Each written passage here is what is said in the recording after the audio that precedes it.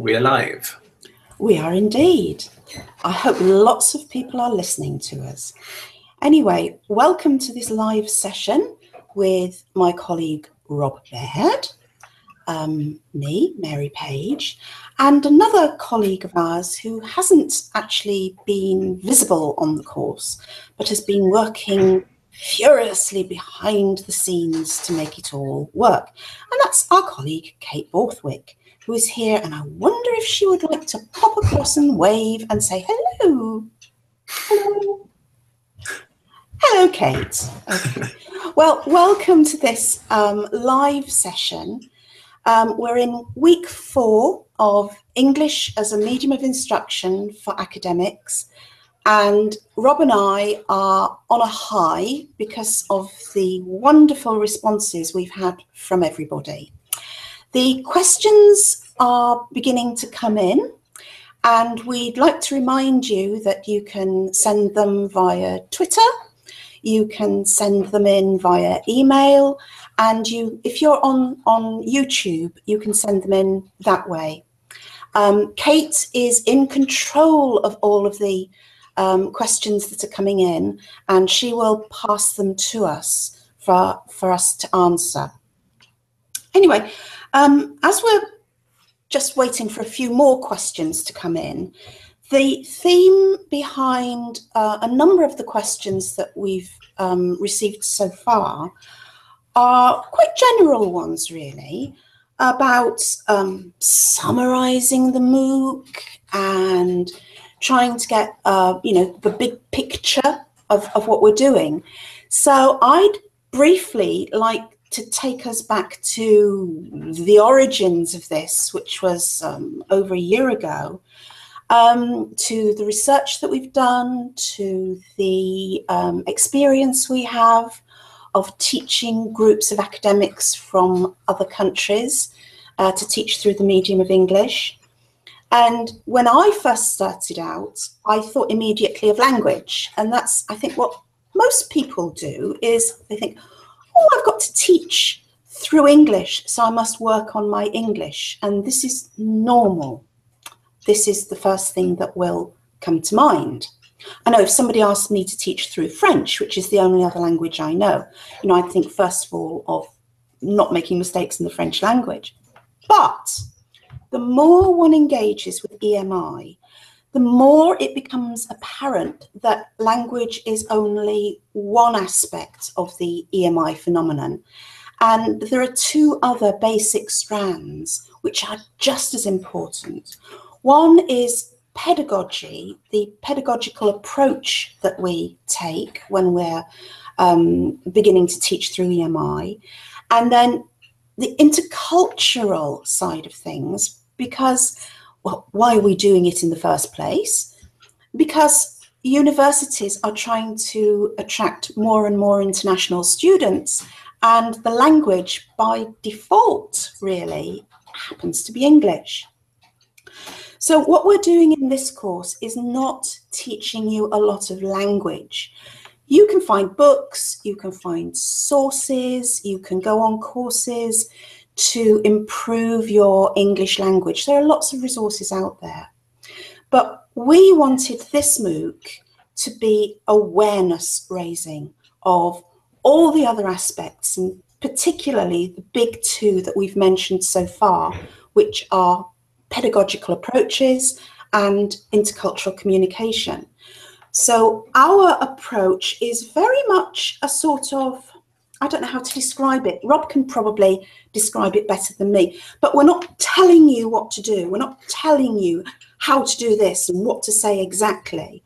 We're trying to sort of, in a more bottom-up way, try to make you aware of all the things that you need to bear in mind, and then you make your own choices. You become more and more aware, and you build up your abilities to teach through the medium of English. Now, I'd like to hand over to Rob in a moment, because he might like to take this a little bit further. Would you like to, Rob? Absolutely. Yes. Absolutely. Thumbs up. So over to Rob. Okay. Thank you, Mary. Yes, I, of course, agree with all your points. Of course you do. Of course I do. Yes, I'd like to emphasize that during this course, lots of people in your comments have been really, really enthusiastically engaging with the human part of this. And I think that the really beautiful thing about the MOOC is that it's an interface. So you're learning something, but you're also engaging publicly with other people. And there's a certain respect that comes with that. And there's a certain human element that can't be ignored. I think sometimes people read a book, like they read about a theory, and they forget that these are people we're talking about. And these are, you know, these are human contexts, because that's what we're talking about with EMI. We're talking about, you know, different institutions, different learners, different teachers with very different objectives and needs. So absolutely, you mentioned awareness raising, if I can say that. I'm glad you said it first. So with awareness raising, it's also really important to emphasize that when at the beginning of any course like this, we want to be aware of what you do, you know, because we don't know what EMI is for everybody, because EMI is different in every single place. So we want to be aware. And if you like, and like in all education, a necessary starting point is the needs analysis. It's understanding the context, it's understanding people's needs. And I think it's part of this field where we say, well, we don't know and we shouldn't know. Because it's, as soon as someone tells you they know, you know that they're, like I said in one of my comments, they're trying to sell you a book for a very high price, because they want to present an answer, but there is no answer, because this is evolving, this is constantly changing, and it's constantly different for very obvious reasons. Once you look at the comments on the MOOC, we can see why it's different everywhere. Yes. And our awareness has been raised. Yes, yeah. Okay. Good English. Just checking. Yeah. You know, my awareness is higher, having discussed with different people in different areas and who contact with EMI in very different ways. And I think this has been important for us. And other people understand the human part of that, and the idea that, you know, yes, we all have cultural backgrounds, but we react to that differently, and we come into new contexts and behave differently because of who we are, as well as because of where we've come from. So I think that's a really important point to raise, and really the starting point of any course or any educational agenda is looking at the context and seeing what we want to understand. So yes, so yeah, I just wanted to raise that. And again, this point about being beyond language, I've got two backgrounds that I bring to the MOOC, and one is as an English language teacher, and the other is as somebody who's qualified who did a PhD on EMI and is qualified in applied linguistics. And from the two sides, I'd say when I teach language, I don't just teach the language, because language is never empty. And when I teach the content, I don't teach it without the language, because language is how we communicate the content. And I think that's come up really well on the course. So thank you to everyone who contributed. Yes. And that's me handing back to you, Mary. So please. All right. Okay. Right. Well, hello, Inga. We have a question from Inga in Siberia. And it is, will this teaching experience influence your future teaching? So I guess that's addressed to us. And I think I can make the general comment that I personally have learned so much from the interaction with people all over the world. You know, just beginning to have a notion of people's anxieties, their different teaching situations, where they are in this journey, you know, this EMI journey, where they are, whether they're right at the beginning or haven't even started yet, or whether they're, you know, quite a long way down the road. So yes, I have learnt a tremendous amount. I think I've learnt most from the conversations around body language, eye contact. I thought I knew something about it, but I don't think I do. I need to learn some more about body language and eye contact, and just generally assumptions that people have about what courses are going to be and how to learn. And I feel that some people have joined the course wanting really to practice their English, and that's absolutely fine. You know, this is an opportunity to interact and to practice your English. But in doing so, I hope that we're building up, you know, genuine interest in EMI. And there are lots of points that you've made which I will take forward and use one way or another on future courses.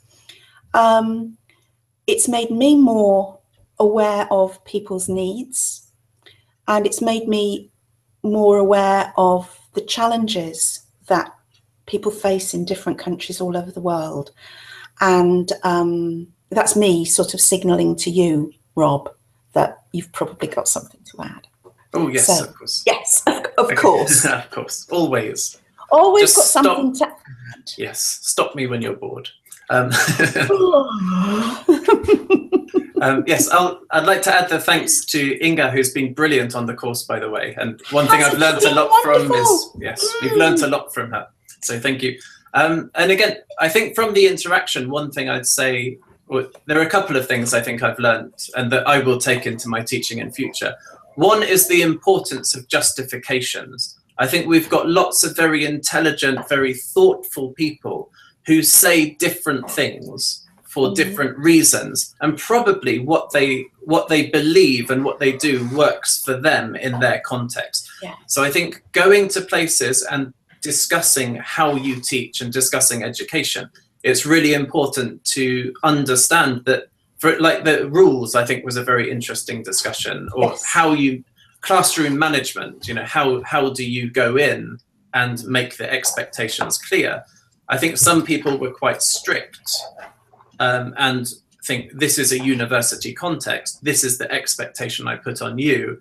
And of course, students sometimes respond very well to that if the person can get across, you know, their point of authority, if you like, in a constructive way. And I think other people are more, I think I'm more identity focused, and I like to sort of forge relationships with students and pull them together and motivate them and give them a shared purpose as we move forward. But I think that's my personality, and the fact that I work in a place where that works. And I know some people clearly, maybe that will work for 10 students, but maybe other students will happily let you go off. And if you don't tell them to definitely do something, they just won't do it. So that's one thing. I think everyone has a purpose. Everyone has a reason for doing what they're doing. And I'd really like to access that in future before giving advice, because people think different things and do different things, but for different reasons. Yeah. Sorry, I'll hand back to you because I talked longer than I thought I would about that. So. I think I've learnt too that I must remember more my own locality and environment. And I sometimes make too many assumptions about similar environments in other countries, sort of assuming that they're the same as here, and we're not. Each one of us is different. And this is just so fundamental, and yet I think I sometimes forget it. I was going to add, Mary, actually, sorry, the other thing that I think is really important that you learn all the time is the importance of reflection. Because we do, I've been thinking a lot, and lots of people have been telling stories to answer questions and saying, oh, I remember this. And I've been doing a lot of that as well. And it just, it brings, you have learnt things in the past that sometimes you forget. Yes. Or you don't draw on as much as you could. And I think I've been doing a lot of that. And you mentioned body language. I was also going to mention this, where I should be giving you eye contact, but I should be looking at the camera because that's really where the eye contact is. So it's also making me obsessed with body language and eye contact as well. So, so I'll try to look into your eyes. Thank you for reminding me to look at the camera. Yes. This is the first time I've done anything really like this, so forgive me if it's not perfect. Anyway, let's move on to another question. And once again, thank you, Inga, and hope to hear from you again before the end of the course. We have a question here from Maria. What has been your biggest EMI challenge in teaching? What has been your biggest EMI challenge in teaching? Give me a moment to think. Do you have any immediate response? Oh, go on then. Yes. You do? I need. Yes, why not? Memory's not very don't good. worry, you can have some time to think through it. Okay. I think my biggest challenge has been when I've encountered students. Again, my assumption is that I can enthuse students in my subject. I can bring students with me. If we've got a shared purpose, we can move forward. And my biggest challenge is when that doesn't exactly work.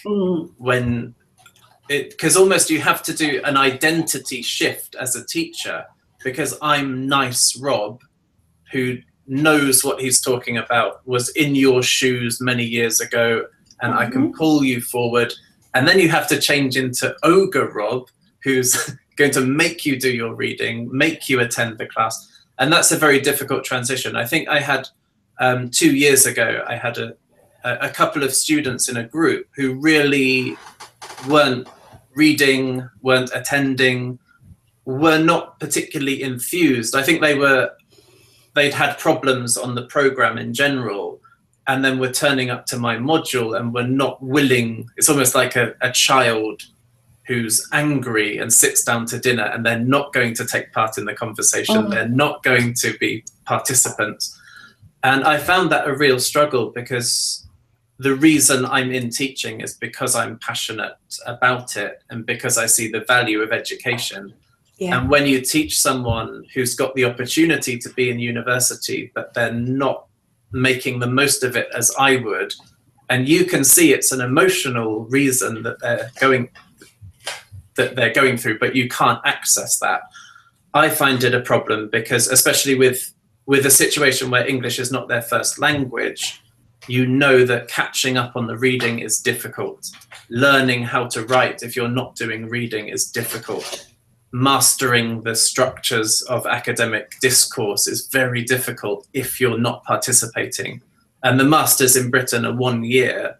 So if you lose a student for a few months, it can be a real challenge to get them back.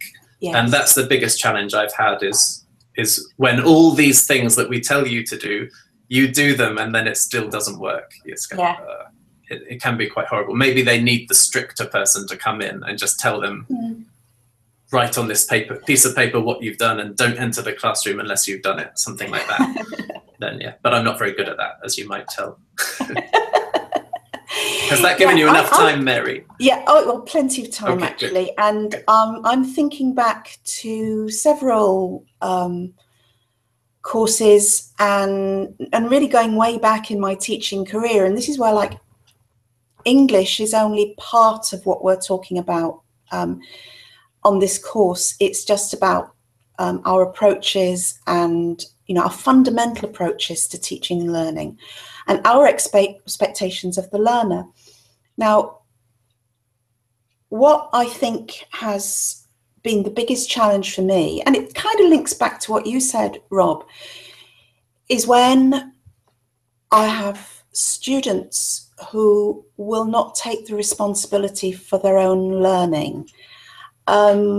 In Southampton, learner autonomy is so important. It's a fundamental building brick of our approach here, and we expect our students to take responsibility for their learning, and to run with it, to go with it, without the teacher telling them all the time, what to do and what to say. And so if we transfer that to the EMI context, if we're with a group of academics who wish to improve their awareness of EMI, then, as I said before, I'm not going to tell you what to do and what to say. There is not a magic formula that you just impose on your lesson. And if you do this and if you do that, everything will be fine. It's not like that. You have to work out what will be effective in your individual teaching situation with these particular learners, this particular group of learners.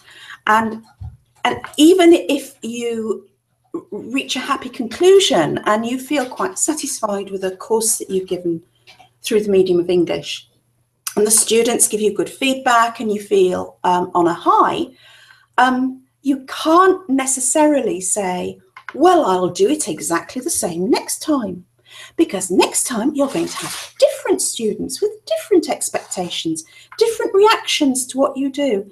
So, I mean, this is a hard thing about teaching, isn't it? Is that, you can't just repeat and repeat and repeat to be successful, to have some feeling of success in the classroom.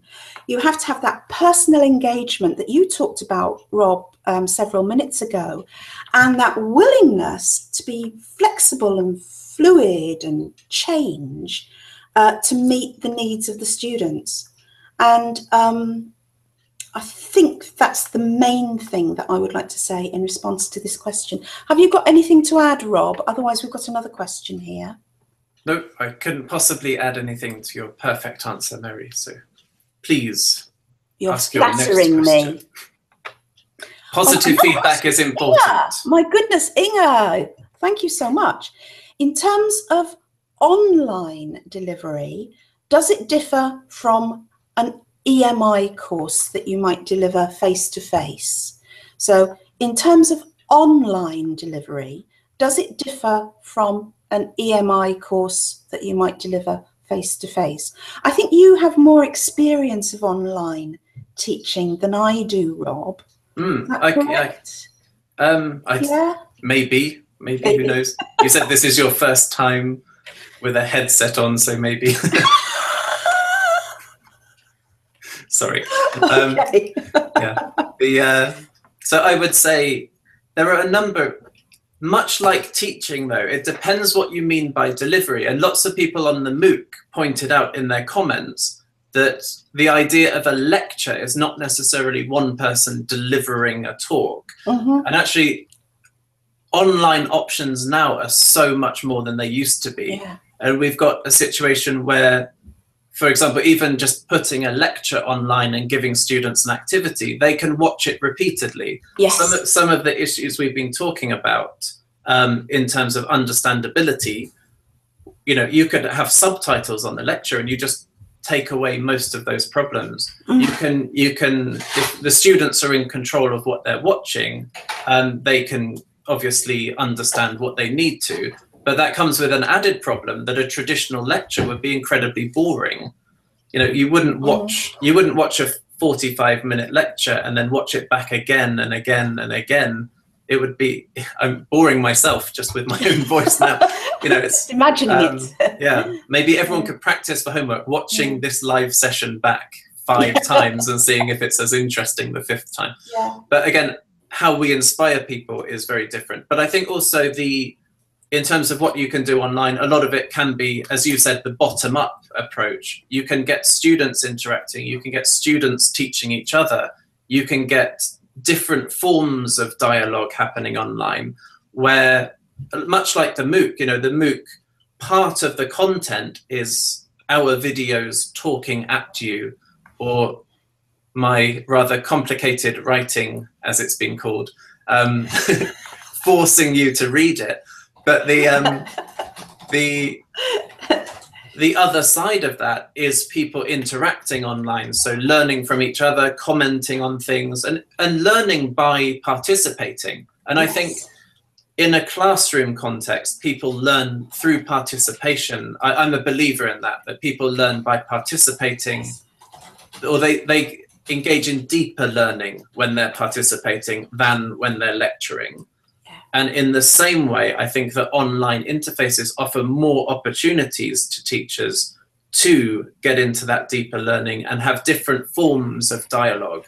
So so in a way, the delivery would be different, but I think the range or the potential that's there for online EMI is incredibly wide, and probably should be. I'd recommend using a number of different online interfaces, online resources to engage students with content, especially if you have problems of high numbers or language abilities, which could be a variable.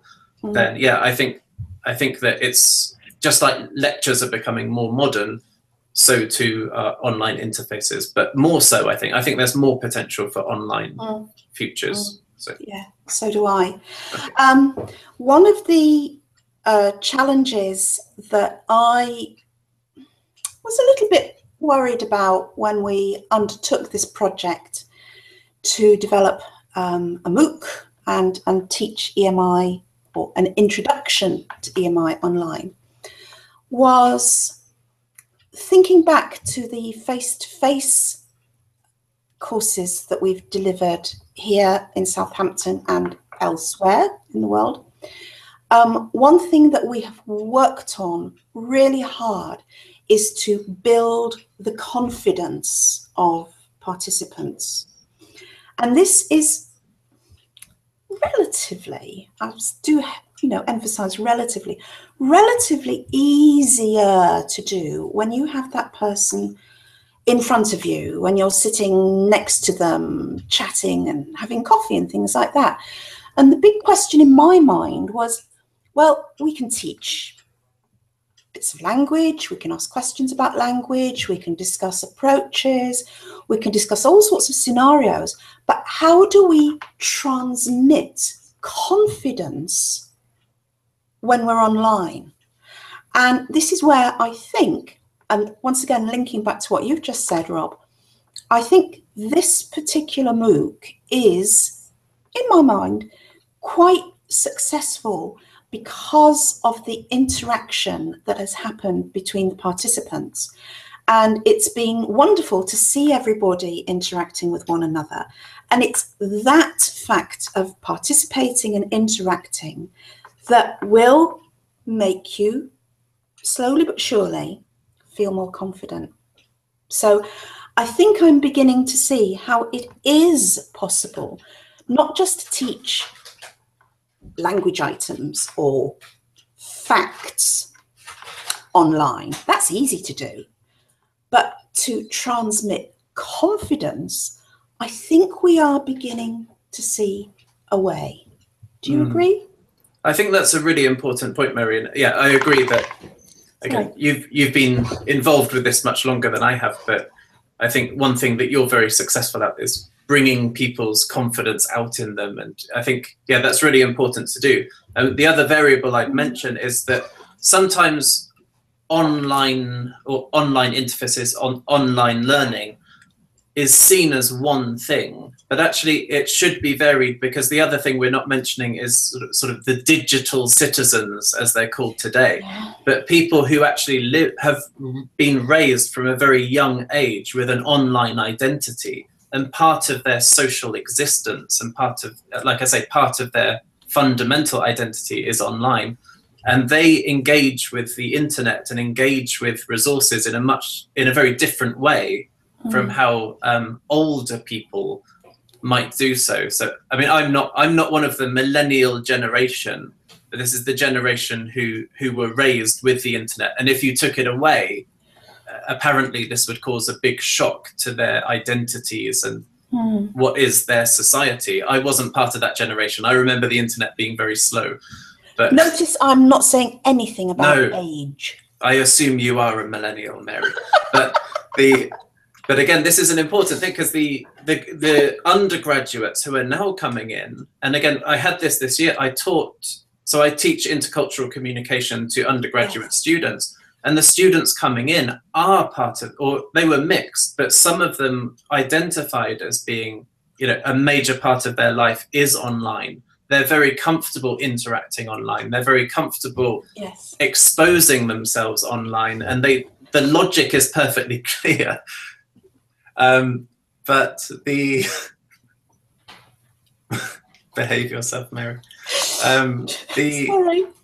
The other side, but there are half the group who were not raised like that, and they you know, they don't, you know, they see intercultural communication far more as a face-to-face thing, or as something that involves communication more widely. So again, this is something we're going to be dealing with more and more. Yes. But when we talk about EMI, we have to think about both sets of people. So we have to design our online material for people who are incredibly literate with online activities, and people who aren't at all and are more used to reading books. So yeah, I just wanted to add that. Thank you. Okay, thank you. Let's move on. The questions are coming in thick and fast. Alicia asks, thank you, Alicia. How can the University of Southampton give support to other institutions trying to include EMI in their institutional plans? I'll just repeat that for everyone. How can the University of Southampton give support to other institutions trying to include EMI in their institutional plans? I'll start the response by saying that we do work with universities across the world, and we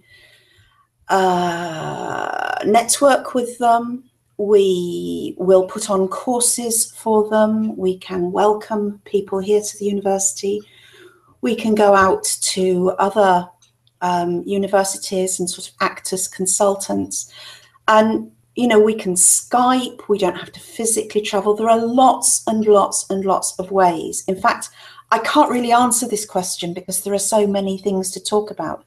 All I can say is that, well, to anybody out there, if you do need help in, you know, furthering your EMI plans, discussing with people who have, you know, some experience of doing this, you know, please get in touch with us. When we get to the end of the course, it's not goodbye. It's just, well, see you next time. You know, we want you to feel that you have a support base that is, okay, it's initiated in Southampton, but it is actually worldwide. You have got people to support you across the world.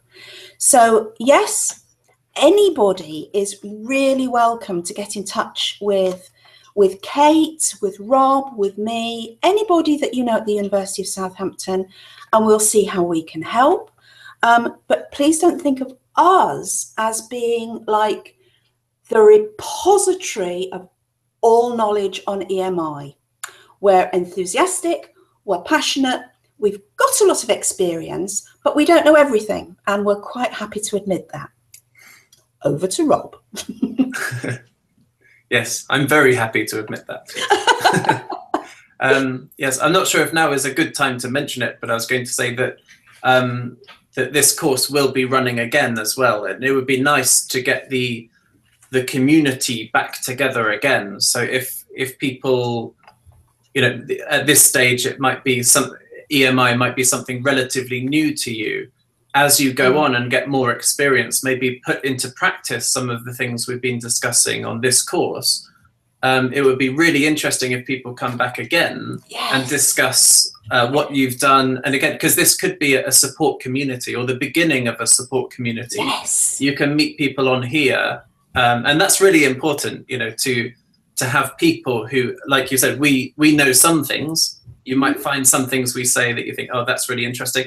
But somebody commenting might be from a similar context to you who's done something in a slightly different way. And again, it's interesting to ask people questions, find out what other people have done in their universities. And yeah, I'd like to think of it as a community effort, because we're all involved in basically trying to make these changes positive, or as positive as can be, making sure people are as able to teach through English as they can be, and trying to make or limit any negative effects that might come to students through that process. So anything we can do to help, and anything the community can do to help, then that's wonderful. So yeah, we'll have to put our heads together and think how we can really promote an EMI community that can be a place for discussion and the sharing of ideas. Anyway,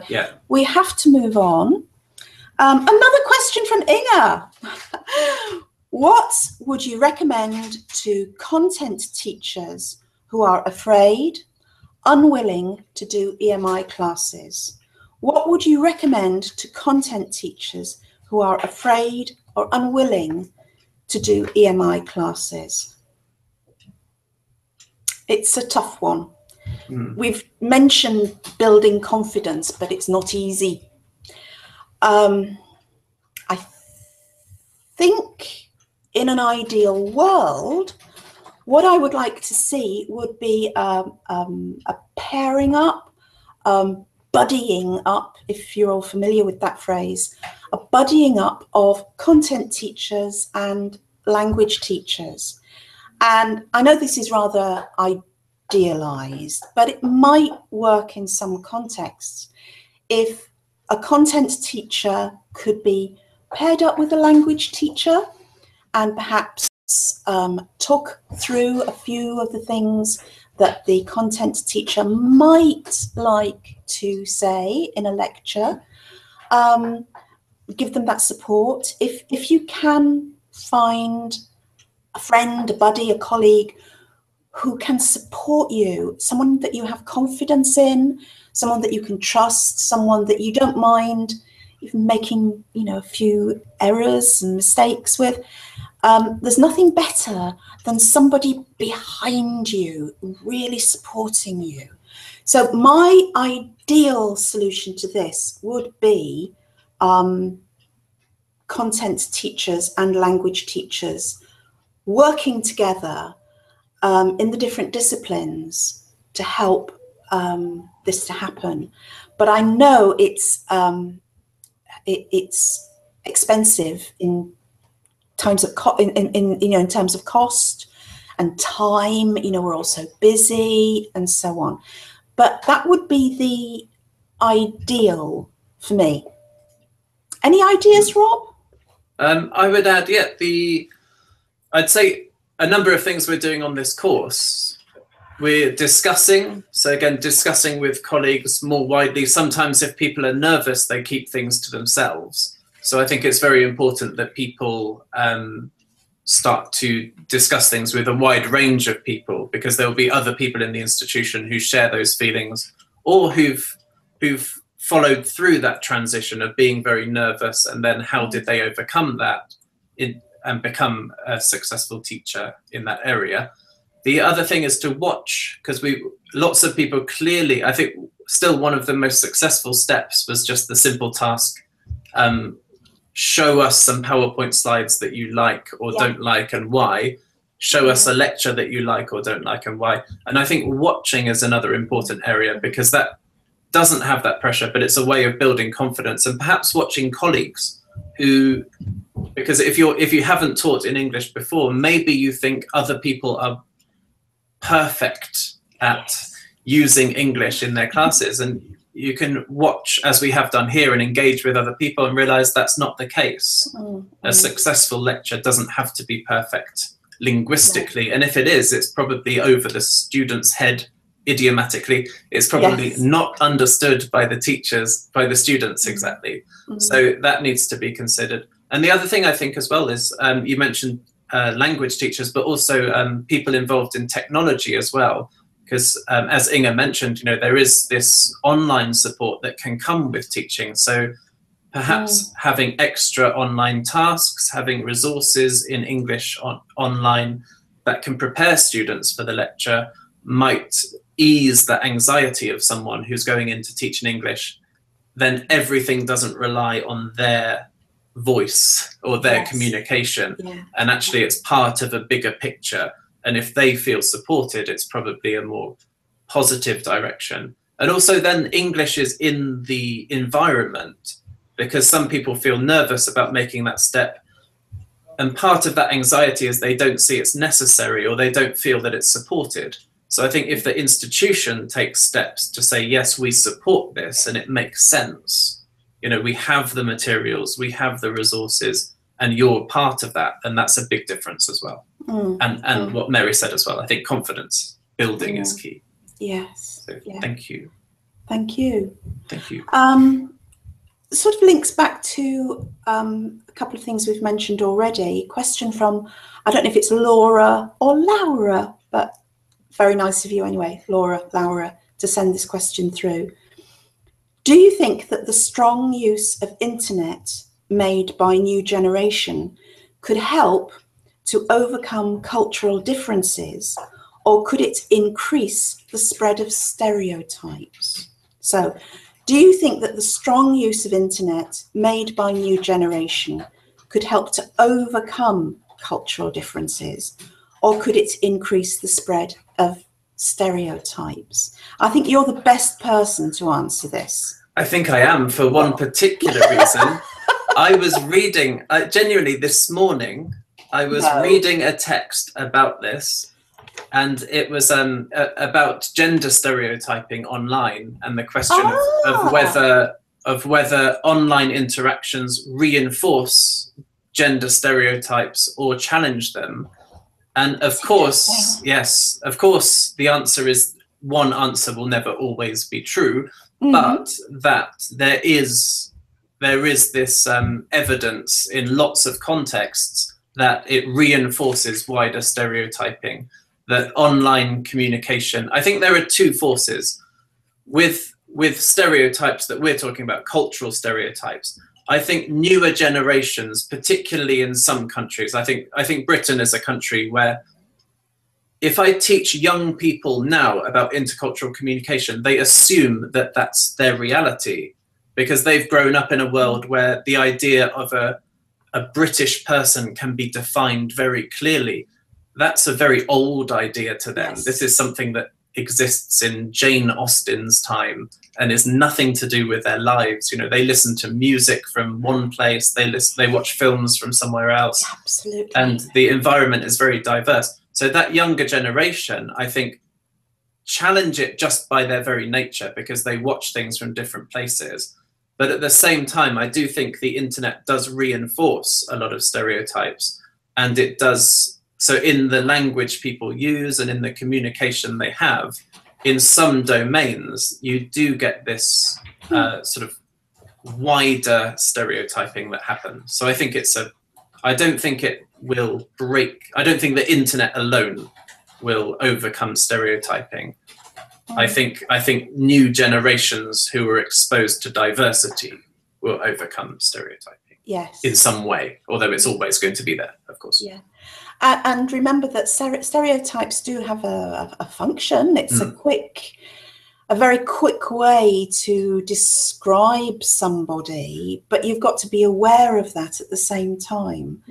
I'm thinking to jokes and humour, where it plays on the stereotypical picture of the behaviour of a person from a certain country. I know that that's very common in Britain and in other countries that I've visited.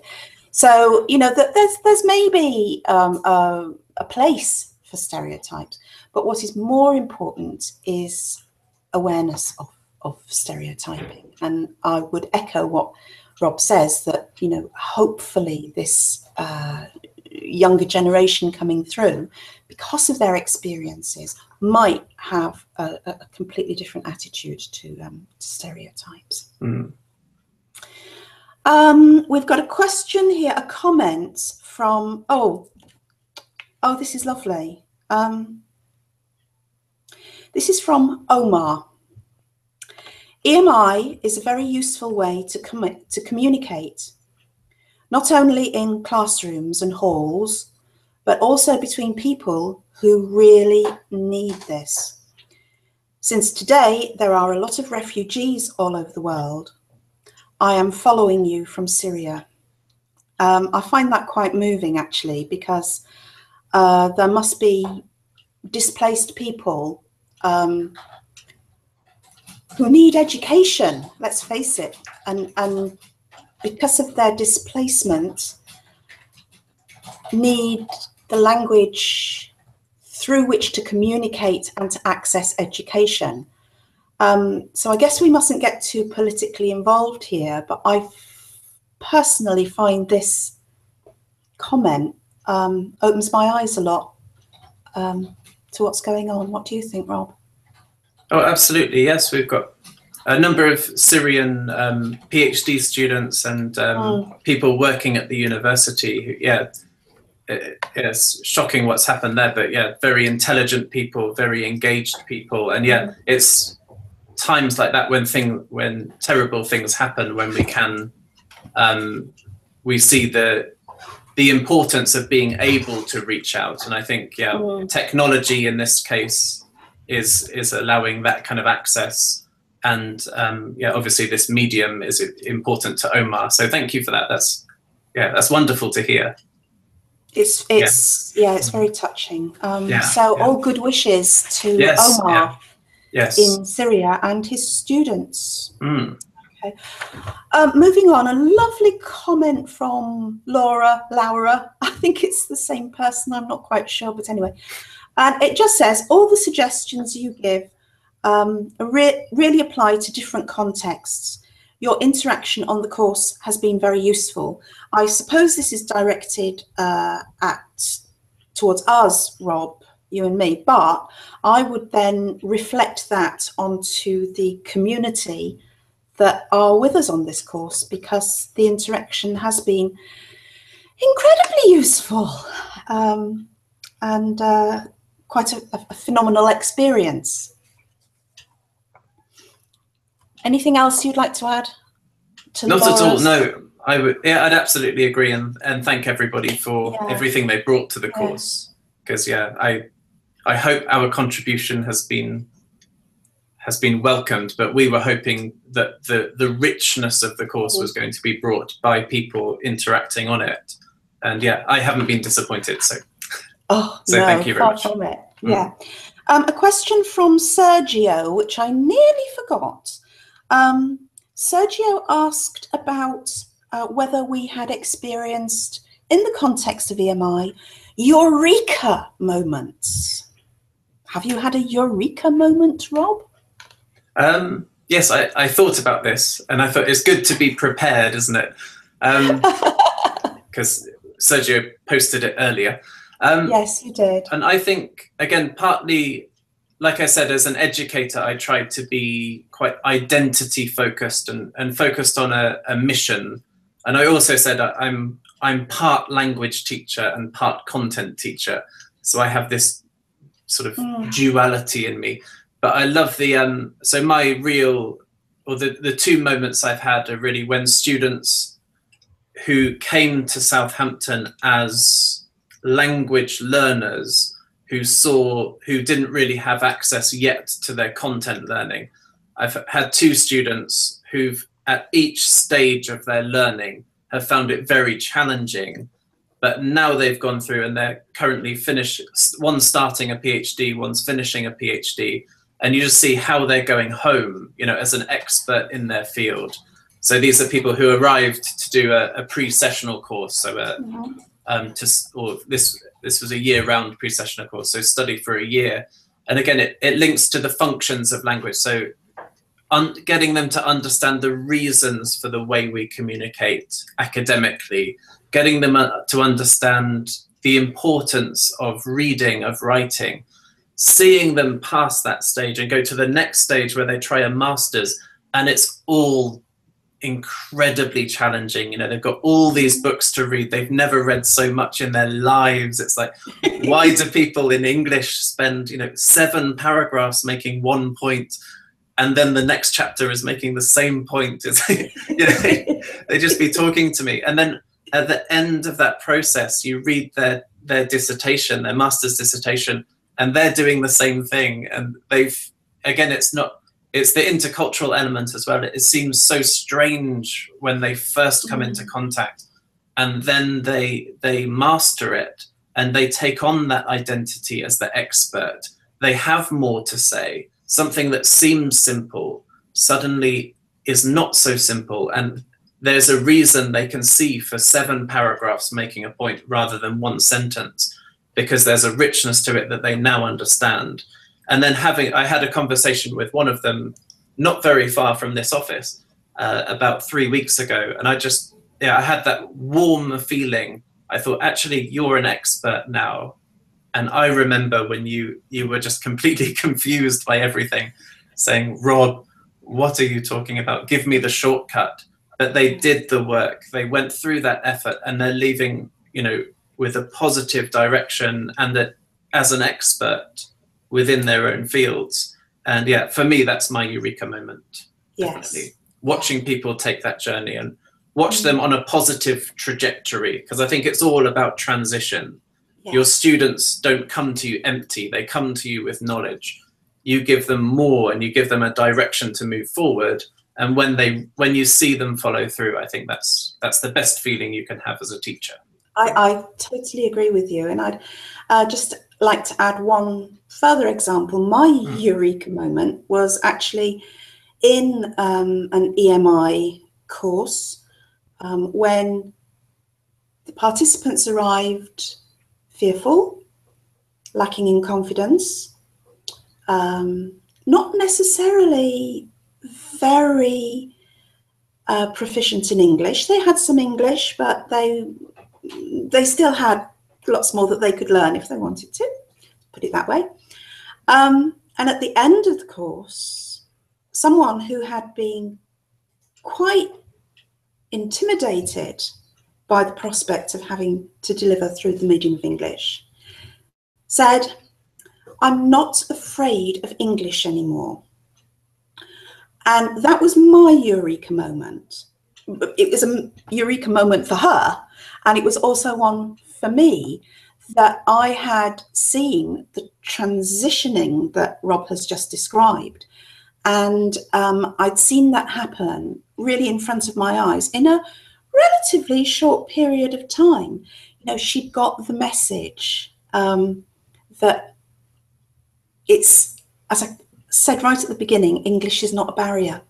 And our aim in this course is to help you see beyond the language and to see all the other skills that you already have, all of the awarenesses that you already have, and how you can draw on those resources and all of your content knowledge in order to deliver successfully. I don't have much more to add, Rob. I don't know about you. No, Kate's behind you, so you probably feel a little more scared than I do about going over time. We're okay, but I think we've kind of come to, a conclusion. I think your eureka moment is a wonderful way to end, I have to say. Yes. It was much better than my eureka moment. Yours was a long eureka moment. Yes. What I just wanted to say was, just to repeat something that we said earlier, that the end of this course is not goodbye, right? You know how to get in touch with us, and we'll be delighted to hear from anybody who's been on the course with us. There will be courses in the future. I don't know exactly when, but there will be another course of this nature. Anyone with broader needs about language in general might be interested in another MOOC that we have created at the University of Southampton, which is called Understanding Language. And I think you'll find a few resonances between that MOOC and the one that you're doing here with me and Rob. So I'd just like to flag that to you. You may have colleagues who, obviously teachers and lecturers are very, very busy people. You may have colleagues who couldn't do the course with us this time. Please pass on the message that those colleagues of yours will be able to follow the same course in the future. And we'll be absolutely delighted. So this is me, Mary, saying not goodbye, but just see you soon. And over to Rob.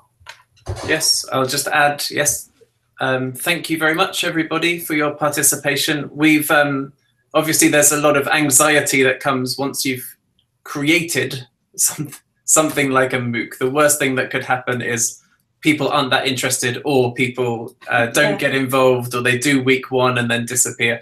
But people have been fantastic taking part in this, engaging with each other, and that was our intention and our hope. And thank you very much for doing so. Sorry for the long writing. And and yes, no, I just wanted to say thank you very much to all of you, and I hope people will return and do future courses again. You don't have to watch the videos all the way through again, but you can just you know, you can join in discussions and take part, and like we said, build the community. Build the community. Wonderful way to finish. Okay, thank you everybody. Bye bye.